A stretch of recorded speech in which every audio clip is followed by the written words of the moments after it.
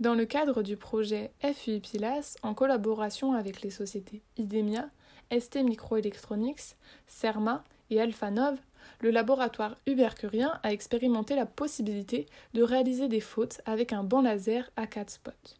Ce banc laser est développé par la société Alphanov et c'est le seul prototype à 4 spots laser en France. Le banc laser Alphanov se présente ainsi. Il permet d'attaquer la mémoire flash d'un microcontrôleur 32 bits qui sera la cible de l'attaque. La technologie de cette mémoire flash permet de réaliser des bits 7, c'est-à-dire de mettre des bits à 1.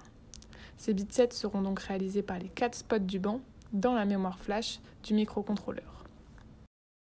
Durant ces expériences, nous disposons d'une plateforme multispot. Cela nous permet de nous affranchir des limites d'un seul laser. En effet, avoir un seul laser nous oblige à avoir des contraintes spatiales et temporelles.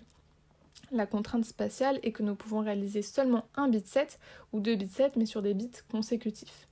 Et la contrainte temporelle est le temps de déplacement du laser. En effet, si avec le laser nous voulons attaquer 2 instructions à 2 endroits différents, nous devrons prendre en compte son temps de déplacement. Dans les expériences suivantes, nous allons photer une instruction move. L'instruction move permet de mettre une valeur dans un registre. Ici, nous allons mettre un registre à 0, ce qui nous permet de voir plus facilement les mises à 1 des lasers. Nous allons réaliser des expériences avec 1, 2, 3, puis 4 lasers. Voici la première expérience avec un seul laser. Elle consiste à photer un octet du registre.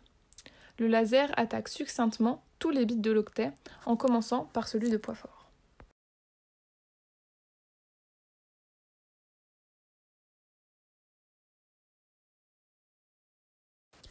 Durant l'expérience numéro 2, nous avons fixé le premier laser sur le bit de poids fort, tandis que le second parcourt les 4 bits de poids faible. Lorsque tous les bits de poids faible sont parcourus, le premier laser se déplace sur le second bit de poids fort, et le second parcourt à nouveau les bits de poids faible. Et ceci va se reproduire jusqu'à ce que tous les bits de poids fort soient attaqués par le premier laser. Nous pouvons nous rendre compte que du coup, 2 bits 7 sont effectués, et sur des bits qui ne sont pas forcément consécutifs.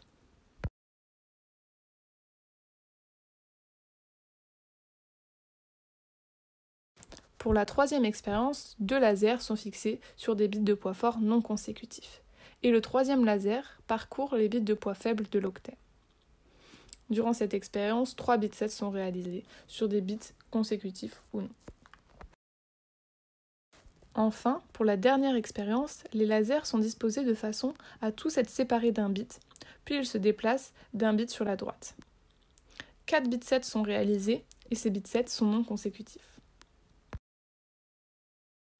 Nous venons de voir que nous pouvons réaliser différents bits 7. Grâce à ces bits 7, nous pouvons changer le code d'opération de certaines instructions.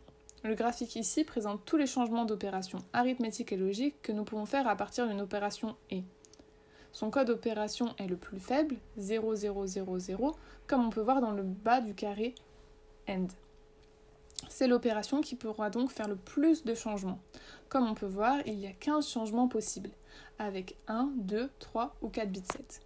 Par exemple, si nous voulons réaliser le changement de passer d'une opération AND à une opération et OR, nous devrons réaliser un bit 7 sur le dernier bit de l'opcode.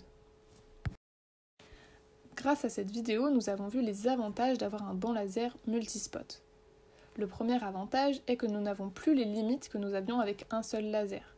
Maintenant, nous pouvons réaliser plusieurs bits 7 et donc avoir plus de possibilités, notamment dans le changement d'opération où il y a plus de changements possibles. Le deuxième avantage est que nous avons moins de contraintes au niveau du temps. Puisque nous disposons de plusieurs lasers, nous n'avons pas forcément besoin de faire déplacer un laser, mais nous pouvons les disposer à 2 endroits différents.